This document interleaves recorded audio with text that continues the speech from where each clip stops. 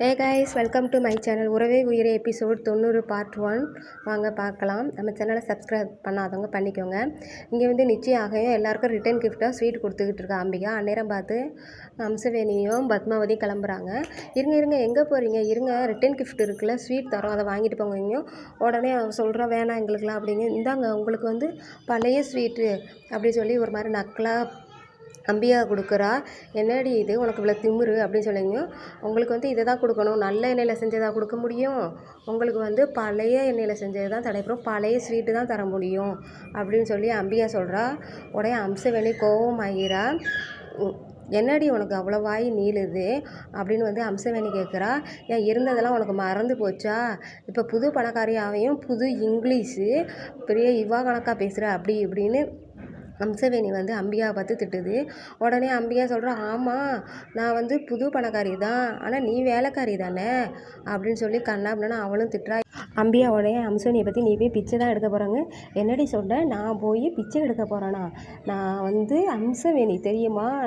நான் இன்றைக்கி வந்து கஷ்டத்தில் இருக்கலாம், நாளைக்கு அந்த வீடு வந்து எங்கள் கைக்கு வரையும் நான் தான் எல்லாமே, என்ன போய் பிச்சை எடுக்கணும் வீட்டு வேலை பார்க்கணுன்னு சொல்கிறியா அப்படின்னு சொல்லி அம்பிகாட்ட கேட்குறா. அம்பிகா உடனே ஆமாம், நீ வந்து இப்போ வந்து கீர்த்தனையும் பஜனையும் தான் பாடலாம் இந்த வயசுக்கு, என்ன போய் வீட்டு வேலையை பார்க்க முடியும்? ஒரு காலத்தில் நீ வீட்டு வேலை தான் பார்க்க போகிற அப்படின்னு சொல்ல ரெண்டு பேருக்கும் மாறி மாறி சண்டையாகிடுது. உடனே அம்சவேணியும் கண்ணாபின்னு திட்ட ஆரம்பிச்சிடா. பாரு, இந்த வீட்டை நாங்கள் வாங்கி இங்கே நான் வந்து மகாராணி மாரி வரலை பாரு அப்படிங்கும். நம்ம உடனே வந்து பத்மாவதி சொல்கிறா, அத்தை நிறுத்துங்க, இங்கே சண்டை போட வேணாம் அப்படிங்கும். நீலாம் ஒரு பிச்சை எடுக்கக்கூட லாய்க்கு இல்லை, 4 வீட்டில் போய் 10 பாத்திரம் தான் தைச்சி நீ பொழைக்க போகிற பாரு கிளவி அப்படின்னு திட்டி அம்சவேணி யாரை பார்த்துட்டி கிளவின்னு சொன்னேன்னு 2 பேருக்கும் வாக்குவாதம் பெருசாகிடுது. உடனே பத்மாவதி நிறுத்துங்கங்கும். அந்நேரம் பார்த்து ரித்தியாவோட அப்பா வந்துடுறாரு. என்னாச்சு அப்படின்னு சொல்லி கேட்குறாரு. ஒன்றும் இல்லை, சாரி மன்னிச்சிருங்க, இங்கே வந்து நடந்ததுக்கெலாம் காரணம் வந்து எங்கள் அத்தை தான் காரணம் அப்படின்னு பத்மாவதி வந்து அம்சவேணியை சொல்லிடுறா. அம்சவேணிக்கு ஷாக் ஆகிடுது. என்னடா இவன் நம்மளை போய் சொல்கிறாளே, இங்கே நடந்தது சண்டை வந்து இவளுக்கும் தான் தெரியுமே, இவன் ஏன் நம்மளை குறை சொல்கிறாங்க? இதுக்கெல்லாம் காரணம் எங்கள் அத்தை தான், எங்கள் அத்தைக்கு மனநல பாதிக்கப்பட்டுட்டு அதனால தான் பைத்தியம் ஆகிட்டாங்க, அதனால தான் இப்படி நடந்துக்கிறாங்க, சொந்த ஆள் யார் வெளியாள் யாரும் தெரியல, யாராச்சும் இதேமாரி கேட்டால் உடனே கோவப்பட்டுறாங்க, மன்னிச்சிருங்க, எங்கள் அத்தை மேலே தான் தப்புங்க. உடனே அம்சவேணி உனக்கு மூளைகளை இதை குளறிட்டுட்டா அப்படின்னு சொல்லி கேட்குறா. இங்கே வந்து அம்பியா சிரிச்சுக்கிட்டு இருக்கா. சாரி, உங்கள் இதை டிஸ்டர்ப் பண்ணதுக்கு எல்லார்ட்டையும் நான் மன்னிப்பு கேட்டுக்கிறேன், எங்கள் எனக்காக மன்னிச்சிருங்க ப்ளீஸ், சாரி, எதாவது நடந்திருந்தாலும் எங்களை மன்னிச்சிருங்க அப்படின்னு சொல்லியும். சரி ஓகே, நீங்கள் வந்து அவங்கள கூட்டிகிட்டு வீட்டுக்கு போங்க அப்படின்னு சொல்லி ரித்தியாவோட அப்பா சொல்கிறான். உடனே இவன் வந்து பத்மாவதி வந்து கையை பிடிக்கிறா. உடனே அம்சவேணி கையை தட்டி விடுறா. இரு, நீ வீட்டுக்கு வா, உன்னை வச்சுக்கிறேன், இங்கே வச்சு என்னை அவமானப்படுத்துறியா, வீட்டுக்கு வா அப்படின்னு சொல்லி அத்தை வாங்க, அத்தை வாங்க, நாங்கள் கிளம்புறோம் அப்படின்னு சொல்லிவிட்டு எல்லார்ட்டையும் சொல்லிவிட்டு பத்மாவதி கிளம்பிடுறா. சரின்னு கூட்டிகிட்டு அங்கிட்டு போயிடுறா. இங்கே வந்து அவள் பார்த்து அம்பியா சிரிச்சுக்கிட்டு இருக்கா. இவன் வந்து ரித்தியாவோட அப்பாவும் ஒன்றுமே சொல்ல முடியாமல் சரின்ட்டு கிளம்பிடுறான். ஏன்டி என்னை போய் அங்கே பைத்தியம் முடிச்சிருக்கா அப்படி இப்படின்னு சொன்னேன் அப்படிங்கும். இப்போ வந்து நான் உங்களை பைத்தியம் சொல்லாட்டி அவள் அங்கே எல்லாருக்கும் நேராகவும் உங்களை கேவலப்படுத்தியிருப்பா, அந்த கேவலம் தேவையா? இப்போ அங்கே எவ்வளோ பேர் கூடியிருந்தாங்க தெரியுங்களா உங்களுக்கு? அவள் அசிங்கப்படுத்தினா நீங்கள் தான் அசிங்கப்படுவீங்க, அதை தெரியாமல் நீங்கள் புரிஞ்சுக்காமல் பேசுகிறீங்க அப்படிங்கும். உடனே பேசுகிறீங்க, அவன் வந்து உங்களை எப்படா அவமானப்படுத்தணும்னு காத்துக்கிட்டு இருக்கா, நீங்கள் அதுக்கு இடம் கொடுக்காதீங்க, அதனால தான் நான் அந்த இடத்துல உங்களை அப்படி சொல்லி கூட்டிகிட்டு வந்தேன் அப்படிங்கும். ஓ, நீ என்ன காப்பாற்றுறியா? 4 நாளில் உன் பொண்ணுக்கு கல்யாணம் ஆக போகுது, நீ வந்து என்ன காப்பாற்றுறதுக்கு நிற்கிறியா? இதெல்லாம் நம்புமா அப்படின்னு சொல்லி அம்சவேணி பத்மாவதிட்ட கேட்குறான். உடனே சொல்கிறான், அத்தை உண்மைதான் அத்தை, நம்மளுக்கு இந்த அசிங்கம் தேவையில்லை, புரிஞ்சுக்கோங்க அப்படிங்கும். நல்லா மேக்கப் போட்டுட்டு இங்கே வந்து இருக்கிற ரவி யாரை கல்யாணம் பண்ணிக்க போகிறான் அப்படின்னு பார்க்குறதுக்கு வந்திருக்க, நீ நல்லதுக்கு பேச இதெல்லாம் நம்புற மாதிரி நாளாக இல்லை அப்படிங்கும். 2 பேருக்கும் மாறி மாறி வாதம் ஆகிட்டு இருக்கு. இந்த பக்கம் பார்த்தா ஷாலினி கூட கல்யாணம் இன்னும் 4 நாள் ஆகும்போது இங்கே என்னென்னா இன்னொரு பொண்ணு கூட சிவா உட்காந்து பேசிக்கிட்டு இருக்கான். நம்ம 2 பேரும் கல்யாணம் பண்ணிக்க போகிறோம், உனக்கு டைமண்ட் ரிங் வேணுமா இல்லை கோல்டில் வேணுமா அப்படின்னு சிவா வந்து அந்த பொண்ணுகிட்ட பேசி சிரிச்சுக்கிட்டு இருக்கான். அந்நேரம் பார்த்து சிவாவுக்கு வந்து அவன் ஃப்ரெண்டு என்ன பண்ணுறான், கால் பண்ணுறான். இரு ஒரு நிமிஷம் நான் பேசிட்டு வரேன் அப்படின்னு. ஹலோ என்னடா அப்படின்னு சொல்லியும், எங்கே இருக்க அப்படிங்க. நான் பிஸியாக இருக்கேன் அப்படின்னு உடனே சிவா சொல்கிறான். நீ பிஸியாக இருக்கிறதெல்லாம் இருக்கட்டும், அதெல்லாம் விட்டுட்டு இங்கே உனக்காக நாங்கள் பார்ட்டி அரேஞ்ச் பண்ணியிருக்கோங்க.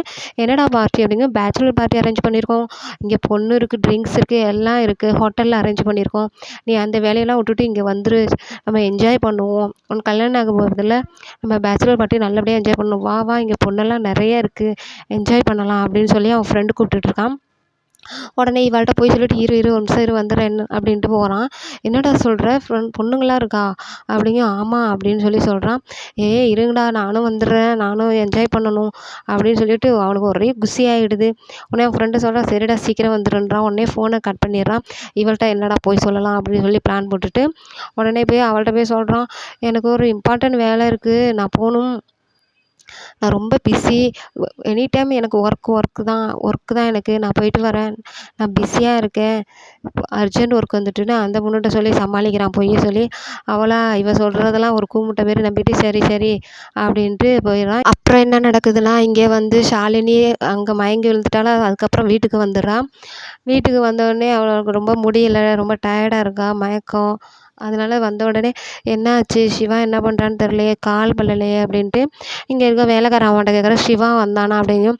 இல்லைம்மா வரலம்மா அப்படிங்கும். வரலையா, ஏன் இன்னும் வீட்டுக்கு வரல, என்னாச்சு அப்படின்னு அப்புறம் யோசிச்சுட்டு ஷாலினி அப்புறம் என்ன பண்ணுவோம், சரி அவனுக்கு நம்ம கால் பண்ணியாச்சு பார்ப்போம், ஏன் வராமல் இருக்கான்னு தெரியலையே, நம்ம ஃபாஸ்டிங்கில் இருக்குன்னு தெரிஞ்சு அவன் ஏன் வராமல் இருக்கான், அவன் சாப்பிட்டானா என்னன்னு கூட தெரில, சரி கால் பண்ணுவோம் அப்படின்னு சொல்லி கால் பண்ணுறா. நேரம் பார்த்து சிவாவும் கால் பண்ணிக்கிட்டு இருக்க டைமில் அவன் எடுக்க மாட்டேங்கிறான். கார் ஓட்டிக்கிட்டு இருக்கான். ஃபோன் வரதை பார்த்துட்டு வேணுங்கன்னே எடுக்காமல் இருக்கான். இவள் வேற இந்நேரம் கால் பண்ணுறா, நல்ல நேரம் கூட தெரியாது போல இவளுக்கு அப்படின்னு இவளா அப்படின்னு ஒரு மாதிரி கடுப்பாயிட்டு சரி அட்டன் பண்ண வேணான்னு விட்றான். சரி அடிச்சுக்கிட்டே இருக்கட்டும் அப்படின்ட்டு மறுபடியும் கால் பண்ணுறா. சரி அட்டன் பண்ணுவோம் அப்படிங்கும். உடனே அட்டன் பண்ணி சொல்கிறா, ஷாலினி என்ன அப்படின்னு சொல்லி கேட்குறான். நம்மளை நிம்மதியாக கூட இருக்க விட மாட்டாங்களே, ஒரு சந்தோஷமாக இருக்கிற டைமில் தான் அவள் கால் பண்ணுவா போல் அப்படின்ட்டு உடனே ஷாலினி அப்படின்னு ஒரு நடிப்பை நடிக்கிறான். சிவா எங்கே இருக்க, இங்கே எப்போ வருவ அப்படின்னு சொல்லி கேட்குறான். ஏன் கேட்குற அப்படிங்கும். இல்லை நான் விரதத்தை முடிக்கணும்ல, நீ வந்தால் தான் முடிக்க முடியும் அப்படிங்கும். அப்படின்னு சொல்லி ஷாலினி சொல்லிகிட்டு இருக்கா. உடனே சாரி, அம்மாவுக்கு வேற உடம்பு சரியில்லை, இங்கே வேற ஒரு கிளையண்ட்டோட மீட்டிங் வேறு, நான் அதுக்காக டின்னருக்காக போயிட்டுருக்கேன், நான் ரொம்ப பிஸியாக இருக்கேனே ஷாலினி, என்னால் வர முடியாது, என்ன பண்ணுறது ஷாலினி, அம்மாவுக்கும் முடியல, நான் என்ன அதெல்லாம் விட்டுட்டு உங்கள் வீட்டுக்கு வரவா அப்படின்னு சொல்லி கேட்குறான். உடனே ஷாலினி என்ன பண்ணுறதுன்னு தெரில. அத்தைக்கு உடம்பு சரியில்லையா, என்னாச்சு அப்படின்னு சொல்லி கேட்குறா. அது அம்மாவுக்கும் உடம்பு சரியில்லை, அதையும் பார்த்துட்டு நான் இப்போ ஒரு டின்னர் மீட்டிங்காக போயிட்டுருக்கேன் அப்படிங்கும். சரி சரி நீ எனக்காகலாம் பார்க்க வேணாம், நான் என் ஹெல்த்தை பார்த்துக்கிறேன், நீ சாப்பிட்டியா அப்படின்னு சொல்லி கேட்டுக்கிட்டு இருக்கான். இல்லை நானும் காலையிலேருந்து உனக்காக ஃபாஸ்டிங்கில் தான் இருக்கேன், நானும் சாப்பிடலை நீயும் சாப்பிடலை அப்படின்னு சொல்லி. அப்படியா அப்படிங்கும். உடனே நீ சாப்பிடு அப்படின்னு சொல்லி இவன் சொல்கிறான் ஷாலினிட்ட. நீ வந்தால் தானே என்னால் விரதத்தை முடிக்க முடியும், நான் எப்படி சாப்பிடுவேன் சிவா அப்படி சொல்லி. அப்படிலாம் இல்லை, நான் இங்கேயே சாப்பிட்றேன், நீயும் அங்கே சாப்பிடு அப்படிங்கும். உடனே ஷாலினி சொல்கிறா, நீ வேறு வேலை பார்க்குற பையன், ரொம்ப ஹார்ட் ஒர்க் பண்ணிகிட்டு இருக்க, நீ எனக்காக சாப்பிடாமலாம் இருக்க வேண்டாம், நீ சாப்பிட்ரு சிவா அப்படி சொல்லிகிட்டு இருக்கா. நீயும் ஒர்க்கு தானே பண்ணுற, நீயும் ரொம்ப இதாக தானே இருப்ப ஃபாஸ்டிங்கில், ஸோ நீயும் சாப்பிட்ரு, எனக்காக வெயிட் பண்ணாத அப்படின்னு சொல்லி சிவா சொல்லிக்கிட்டு இருக்கான். சரி அப்படின்னு 2 பேரும் மாறி மாறி பேசிகிட்டு இருக்காங்க. சிவா சொல்கிறான், நான் வந்து சாப்பிட்றேன், நான் மீட்டிங் போகிறேன், மீட்டிங்கை முடிச்சுட்டு டின்னர் அங்கே தான் சாப்பிட போகிறேன் அப்படிங்க. சரின்னு இவளும் சொல்லிவிட்டு அப்புறம் ஃபோனை வச்சுட்டு சரி அப்படி சேடாக இருக்கான். அந்நேரம் பார்த்து கிளவி வந்துடுது. அம்சவேணி வந்துட்டு, என்னடி ஆச்சு என் தங்கத்துக்கு, ஏன் இப்படி முகமெல்லாம் வாடி போயிருக்கு, என்னாச்சு, ரவி வீட்டுக்கு போயிட்டு இப்போ தான் வந்தியா அப்படிங்கும். ஆமாம் அப்படின்னு சொல்லிகிட்டு இருக்கா. ஏன் என் முகம் இப்படி வாடி போயிருக்கு, ஏன் சிவா உனக்காக அங்கே ஃபாஸ்டிங் இருக்கான், நீ அவனுக்காக ஃபாஸ்டிங் இருக்கிற, இப்போ விரதத்தை முடிக்கணும்ல, நீ சாப்பிட வேணாமா, அங்கே பாரு எவ்வளோ நீ டல்லாக இருக்க அப்படின்ட்டு உடனே வேலைக்காரிட்ட சொல்லி ஷாலினிக்கு சாப்பாடு எடுத்து வை, நானே என் கையால் ஊட்டி விட போகிறேன், ஏன்னா காலையில் எங்கள் 2 பேருக்கும் சண்டே ஆயிடுச்சு, அதனால் என் செல்லத்தை சமாதானப்படுத்துறதுக்கு நானே கையால் ஊட்டி விட போகிறேன் அப்படின்னு ஷாலினிகிட்ட போய் நக்கலாக அந்த அம்சவேணி பேசிகிட்டு இருக்கு. பாரு மூஞ்சி எப்படி வாடி போயிருக்கு, இன்னும் 4 நாளில் கல்யாணம், நீ ஃப்ரெஷ்ஷாக இருக்க வேணாமா, 2 வருஷமா உனக்காக வெயிட் பண்ணி அந்த சிவா உன்னை கல்யாணம் பண்ணிக்க போகிறான், அவனுக்கு உன் மேலே எவ்வளோ லவ் தெரியுமா, பாரு உன்னை கல்யாணம் பண்ணிக்க அவன் எவ்வளோ ஆசையாக 2 வருஷம் காத்துட்ருக்கான்னு கம்சவேணி இல்லாத இதெல்லாம் கட்டுக்கதையெல்லாம் அது அப்படியே ஷாலினிகிட்ட சொல்லிகிட்டு இருக்கு.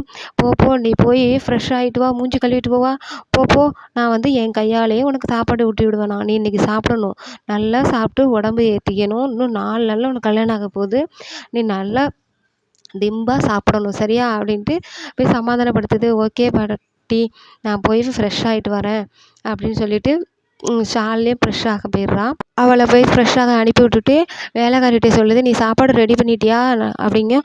என்ன நீங்கள் அவளுக்கு போய் பாசமாக பேசிக்கிட்டு இருக்கீங்க அப்படிங்கும். உடனே வம்சவேணி அவளோட உண்மையான கேரக்டர் வெளியில் வந்துடுது. அங்கே என்னென்னா ஷாலினிக்கு ரவிக்கு கல்யாணம் பண்ணுறதுக்காக அந்த பத்மாவதி அம்பிகா முன்னாடி என்னை கேவலப்படுத்துகிறா.